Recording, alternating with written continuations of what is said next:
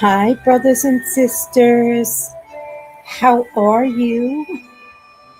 I hope you're doing well. I hope your family is well. I hope you had a wonderful week. And if you didn't and you need prayer, please let us know so that we can pray for you. Um, Prayer does amazing things. And when someone says to you, I don't have much, but all I can do is pray. Praying is the ultimate. It should be first and foremost, not your last resort. So our verse of the day is from Leviticus chapter 19, verse 18. Do not take revenge or bear a grudge against members of your community, but love your neighbor as you love yourself. I am the Lord. So today we are going to read Proverbs 25 and 26 so that we can catch up. So, Proverbs 25, Hezekiah's collection. These two are Proverbs of Solomon, which the men of King Hezekiah of Judah copied. It is the glory of God to conceal a matter, and the glory of kings to investigate a matter.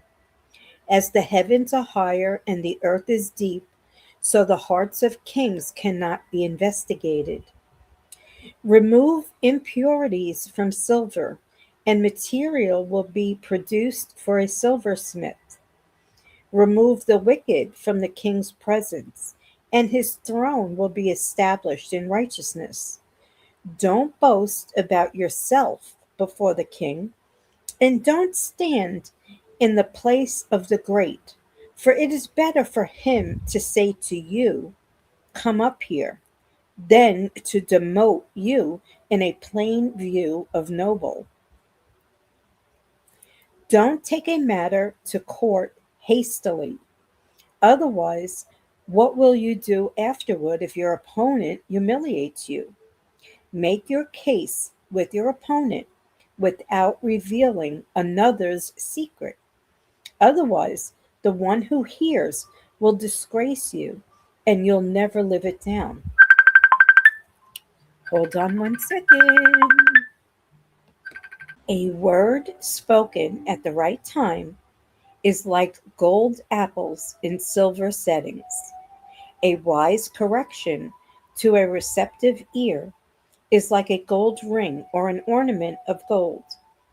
To those who send him, a trustworthy envoy is like the coolness of the snow on a harvest day. He refreshes the life of his masters. The one who boasts about a gift that does not exist is like clouds and wind without rain. A ruler can be persuaded through patience, and a gentle tongue can break a bone. If you find honey, eat only what you need, otherwise, you'll get sick from it and vomit. A person giving false testimony against his neighbor is like a club, a sword, or a sharp arrow. Trusting an unreliable person in a difficult time is like a rotten tooth or a faltering foot. Singing songs to a troubled heart is like taking off clothing on a cold day, or like pouring vinegar on soda. If your enemy is hungry, give him food to eat, and if he is thirsty, give him water to drink. For you will heap burning coals on his head, and the Lord will reward you. The north wind produces rain, and a backbiting tongue, angry looks. Better to live on the corner of a roof than to share a house with a nagging wife. Good news from a distant land is like cold water to a parched throat. A righteous person who yields to the wicked is like a muddied spring or a polluted well. It is not good to eat too much honey or to seek glory after glory. A person who does not control his temper is like a city whose wall is broken down. It always gets me, the one with the nagging wife. But it really goes um, both ways. It just means a spouse, an argumentative spouse. Okay, let me get to the overview. That was Proverbs 25.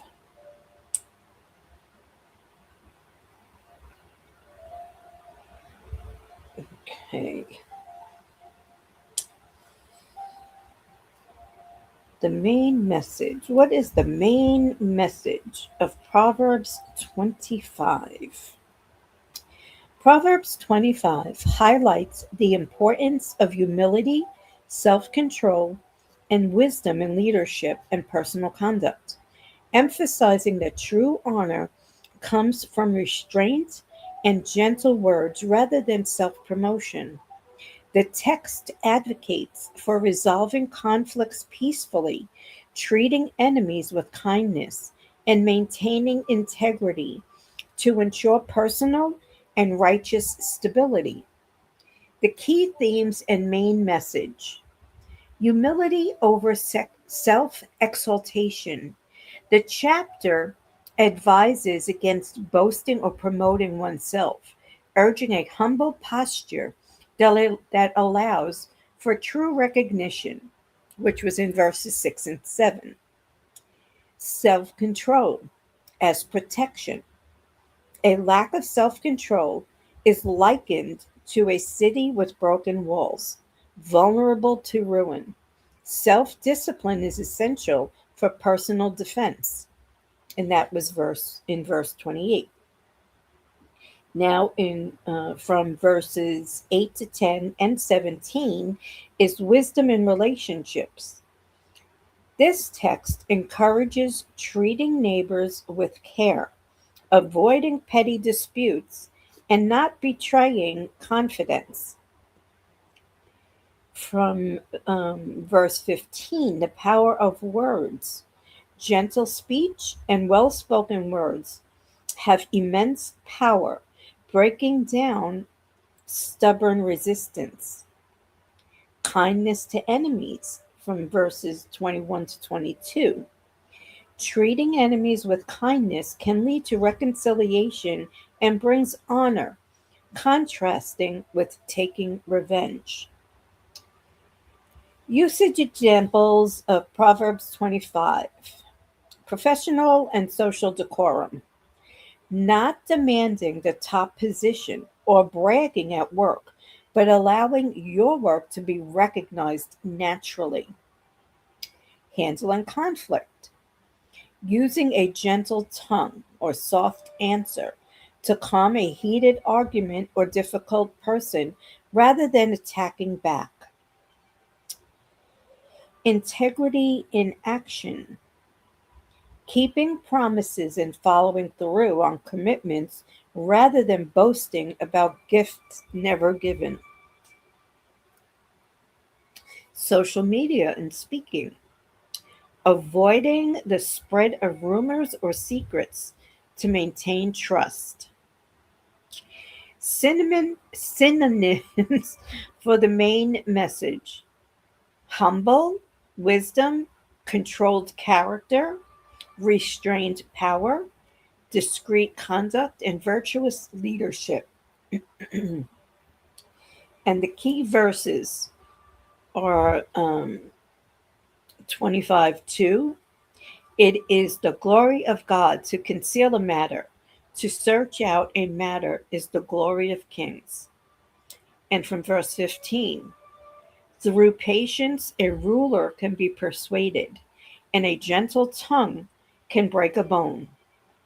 And from verse 28, like a city whose walls are broken through is a person who lacks self control. A lot of these proverbs are teaching to remain calm and never speak badly against an enemy, which is easier said than done, because our human nature takes over and we want to fight back or argue back. But the most important stance to take is to meet an enemy with love, to meet someone who did you wrong with a gentle spirit, not argue. Um, it makes us look foolish and ignorant and childlike to argue back. So just turn the other cheek. If you want, walk away. But whatever you do, just don't don't argue back, and don't tell false stories about someone just to turn others against them. So let's move to Proverbs 26, and today is the 26th day of the month. Like snow in summer and rain at harvest, honor is inappropriate for a fool. Like a flitting sparrow or a fluttering swallow, an undeserved curse goes nowhere. A whip for the horse, a bridle for the donkey, and a rod for the backs of fools. Here we go. Don't answer a fool according to his foolishness, or you'll be like him yourself. Answer a fool according to his foolishness, or he'll become wise in his own eyes. The one who sends a message by a fool's hand cuts off his own feet and drinks violence. A proverb in the mouth of a fool is like lame legs that hang limp. Giving honor to a fool is like binding a stone in a sling. A proverb in the mouth of a fool is like a stick with thorns, brandished by a hand of a drunkard. The one who hires a fool, or who hires those passing by is like an archer who wounds everyone indiscriminately. As a dog returns to its vomit, so also a fool repeats his foolishness. Do you see a person who is wise in his own eyes? There is more hope for a fool than for him. The slacker says, there's a lion in the road, a lion in the public square. A door turns on its hinges and a slacker on its bed. The slacker buries his hand in the bowl. He is too weary to bring it to his mouth. In his own eyes, a slacker is wiser than seven who can answer sensibly. A person who is passing by and meddles in a quarrel that's not his is like one who grabs a dog by its ear. Like a madman who throws flaming darts and deadly arrows, so is the person who deceives his neighbor and says, I was only joking. Without wood, fire goes out. Without gossip, conflict dies down. As charcoal for embers and the wood for fire, so is quarrelsome person for kindling strife. A gossip's words are like choice food that go down to one's innermost being. Smooth lips with an evil heart are like glaze on an earthen vessel. A hateful person disguises himself with his speech and harbors deceit within. When he speaks graciously, don't believe him, for there are seven detestable things in his heart. Though his hatred is concealed by deception, his evil will be revealed in the assembly. The one who digs a pit will fall into it, and whoever rolls a stone, it will come back on him. A lying tongue hates those it crushes, and a flattering mouth causes ruin. So let us go to Proverbs 26. Oh, it brought me back to 25. Okay, 26.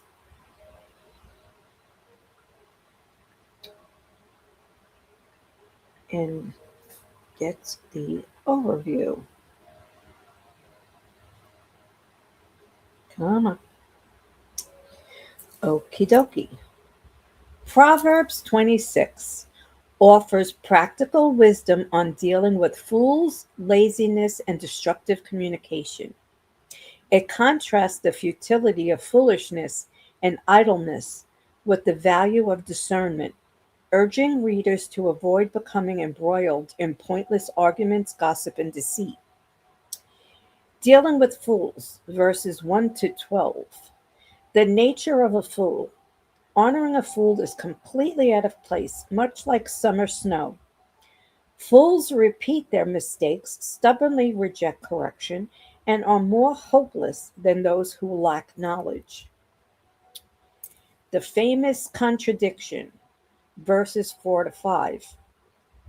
The chapter famously advises, do not answer a fool according to his folly, or you will just be like him, followed immediately by, answer a fool according to his folly, or he will be wise in his own eyes. This paradox is a lesson in discernment. You must weigh when engaging a fool will drag you down to their level versus when you must answer them to expose their flawed logic. Dangers of a fool. Relying on a fool to deliver a message or trusting them with responsibility is catastrophic. Number two, the danger of laziness, verses 13 to 16. Making excuses. Sluggards will invent wild excuses, like there's a lion on the road, to avoid hard work. Trapped in a cycle, like a door swinging on hinges, the lazy person stays in bed, turning over and over without making any real progress. Overconfidence. The lazy person is often wiser in their own eyes than seven people who can answer sensibly. Number three, gossip and deception, which is in verses 17 to 28. Fanning the flames. Meddling in arguments that do not concern you is like grabbing a stray dog by its ear. Furthermore, just as fire goes out when there is no wood, conflict ceases when gossip stops. Malicious jokes. The person who deceives a friend and then claims they were only joking is just as dangerous as a madman firing deadly weapons. Flattery and deceit. The chapter concludes by warning against flattering mouths and lying tongues. Deceptive people ultimately trap themselves, and those who roll a stone or dig a pit will eventually suffer the consequences of their own actions. Do not entertain a fool's foolishness. If someone is treating you badly or someone else badly, don't entertain them. Don't involve yourself in gossip, especially in things that don't even concern you. Um, like it said, it's like adding wood to a fire. Let it all die out and let everyone go their way in peace. A lot of these proverbs are telling us to use discernment, um, not to really trust everyone, like to test the intentions of people. Not everyone who walks into your life was brought to you by God. The devil um, does the same, if not more. So try to just stick to your own business, follow the Lord, read the Bible. Um, Not everyone you meet in church, even, is of the same values and morals. So pray for discernment, pray for wisdom, pray for understanding, and pray for peace. So have a beautiful and blessed rest of your day, evening. Sleep well, enjoy your day, and we will be back on the 27th with Proverbs 27. Thank you for your patience, and I look forward to seeing you tomorrow.